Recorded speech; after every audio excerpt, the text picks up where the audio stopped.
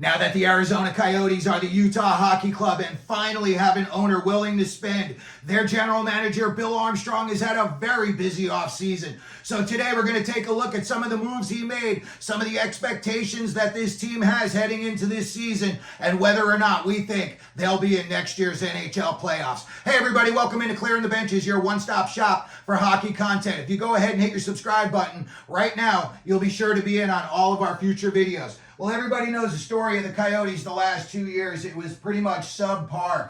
They didn't have an arena to play in, and they had to go play in the 4,000-seat Mullet Arena, which I saw 30 games there, and it was an awesome NHL experience.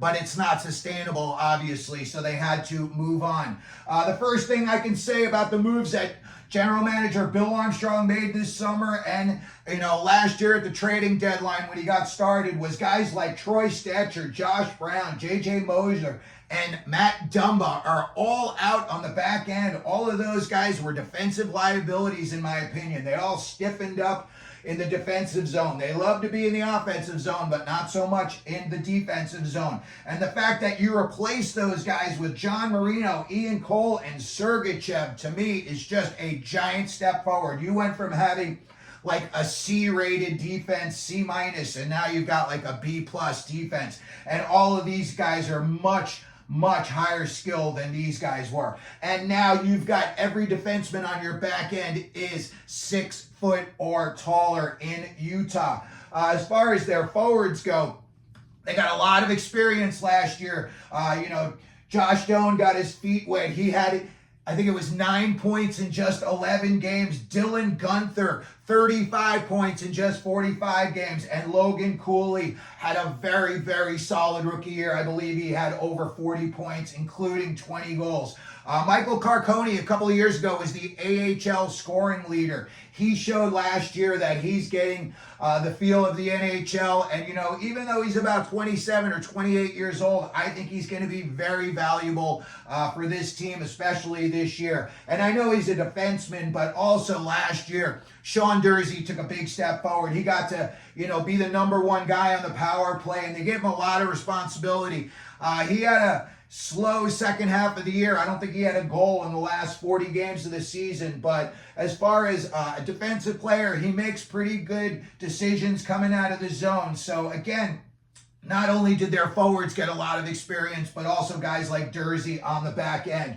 When we take a look at their scoring for this year coming up, what we're expecting out of them, I think that the Utah Hockey Club is going to have a new scoring leader, and his name will be Dylan Guenther. I think Gunther's going to take over the show this year. He's going to be playing on a line with Logan Cooley and Lawson Krause. I believe that's going to be Utah's second line, so they're going to be seeing some power play time as well. I think Gunther's going to finish probably with around, 30 goals, 45 assists, 32 goals, somewhere in there. But I believe he's going to finish with right around 75 points. The scoring leader for the last couple of years for the Coyotes was Clayton Keller. I think he's going to, I don't want to say take a step back, but I think he's going to get passed by Guenther in the scoring this year. And he will be playing on the first line alongside Nick Schmaltz, who he always has had pretty good success with. Schmaltz always comes in with around 60 points, and Keller somewhere in the 70s. I am not sure who they're going to put out there as their line mate, but I believe it may be Jack McBain. Then number 3 on the list, Logan Cooley. He had about 40-something points last year. I think he's going to take a big jump this year. His confidence is going to be much higher. Last year, the beginning of the season, he played scared. He was pulling up short, going into the corners. And by the end of the year, he was racing to be the first guy to get to the puck every time. So I think Cooley's going to take a big jump this year. I think he's going to have about 20, 25 more points than he did last year. And he's going to finish right around the 65-point mark. Then we're talking about Nick Schmaltz. This is right around his wheelhouse, 60, 65 points. I say he's going to finish this year with around 63 points. And then we're going to get to Matias Maccelli. I think he's also going to finish with around 63 points. This would be a little bit of a step up for him. I'm not really sure who they've got him slotted on the lines with, but I would think that Josh Doan and Barrett Hayton on that third line along with Maccelli would really give the Utah Hockey Club some depth rolling forward. And then Lawson Krause, the sheriff himself, going to be playing on the number 2 line with the kids, Gunther and Cooley. Krause may have to drop the mitts a few more times than he's used to. Last year, he got pissed off like 2 or 3 times, and he just went for it. And then other times when you thought he should have gone for it, he didn't. If he's going to be on a line with these 2 kids, and last year guys were taking liberties with Cooley all over the place. Gunther's a little bit bigger than Cooley, and he's a little bit quicker to like give you a cross check in a scrum. Whereas Cooley, you know, at the beginning of the year, he didn't seem like he wanted any part of it, but as the season went on, he got more engaged. So again, Lawson Krause right around 60 points. I think that would be a good season for him. And then Sean Durzi from the back end, I think he's going to finish with around 57 points. You know, he's going to get top pairing. I think he's probably going to play with a guy like Ian Cole or Marino, somebody that's going to roam and cover for him when Durzi decides to take the puck and just go with it. I think he's going to be the quarterback on the power play 1 unit, and whether he's playing with the first or second unit on the power play, he's going to be with some highly skilled guys, you know, Keller, Cooley, Schmaltz. You're going to be out there with Dylan Gunther, who is definitely a sniper. So Durzi, I think, is going to improve from the back end as well. And I don't think he's going to have the drought that he had in the second half of the season like he did this year. And then number 8, I've got as Nick Bjugstad. I think he's going to improve, and I think he's going to be playing on a line with Michael Carcone and Kerfoot. I think that'll probably be their 4th line, their grinding line. But Bjugstad is very highly skilled. You know, you see him in a shootout, you see him on a breakaway, you see him on the faceoffs. The guy is very highly skilled. I think he's going to finish this year with about 53 points. And then we get down to Kerfoot. And again, you know, playing in a line with Carcone and Bjugstad, if that's how they roll it out, I think Kerfoot's going to have about 50 points, as I do Josh Doan. I believe in this kid. I think this kid has got the it factor. I don't want to say he may take the NHL by storm, but this kid is definitely going to be on the highlight packages for sure. I think he's going to finish with around 50 points. And I think he'll be playing on the 3rd line with Barrett Hayden and Matthias Michelli. And I think that would be a good combination. You got a lot of... Hayden is more of a grinder, Michelli's more of a skill guy, and Doan is both. And Doan has got some wheels. He can really, really move.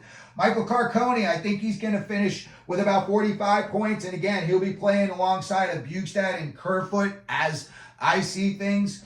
And then next, and this number could be much higher. I really don't know where they're going to put Jack McBain this year. They could put him on the 1st line, and they could put him on the 4th line. He may be rotating in with Hayden and Kerfoot on the line with Bjugstad. I'm really, really not sure how they're going to work McBain in. Again, he could wind up being the guy on the 1st line with Keller and Schmaltz. We'll just have to wait and see what happens in training camp.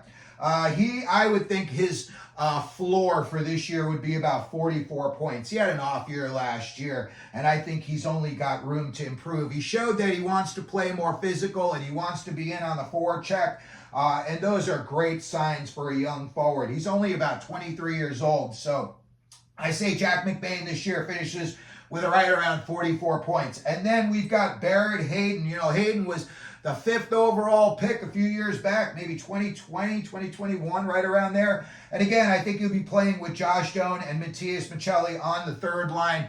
And he should finish right around, you know, 40, 45 points. So for this, we're going to say 43 points.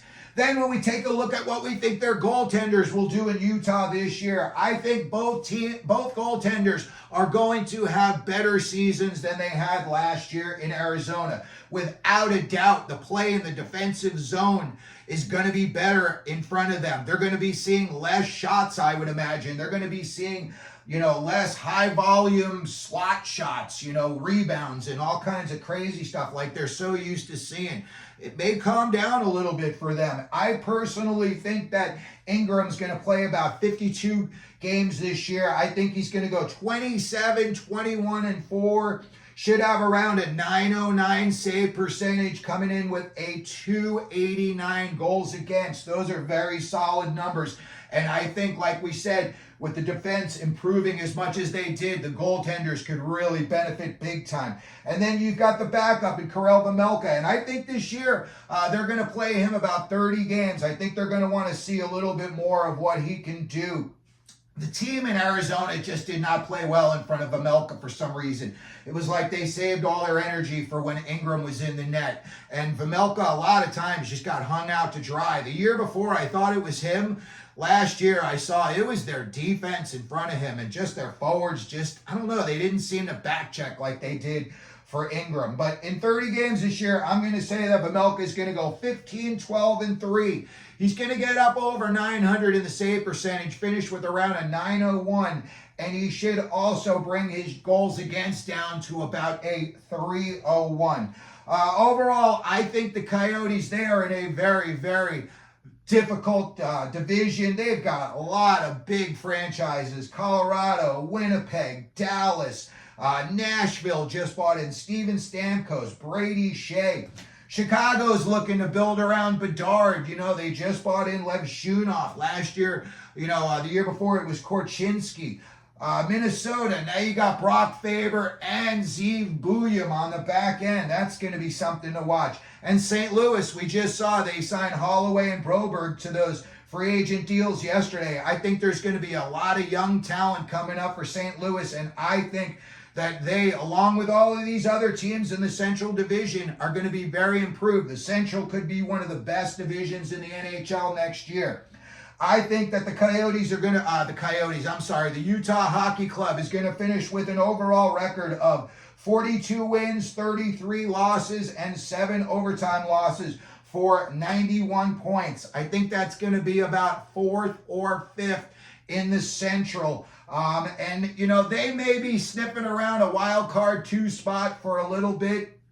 My gauge for them this year would be to see if Utah is playing meaningful games, maybe like, the last 2 weeks of March, maybe even 1 or 2 games in April that have some meaning for them. Now that the season ends, more than halfway through April, you're going to get a few more games. So again, I just want to see how they're going to stack up against that in Central Division that's got a lot of improvement to it. So that's going to do it for the video today. That's where we think the Utah Hockey Club and its players are going to finish this year. Let me know what you think down in the comment section. Let me know who you think is going to lead the team in scoring, how you think their goaltenders will do, how their new additions will do on this team.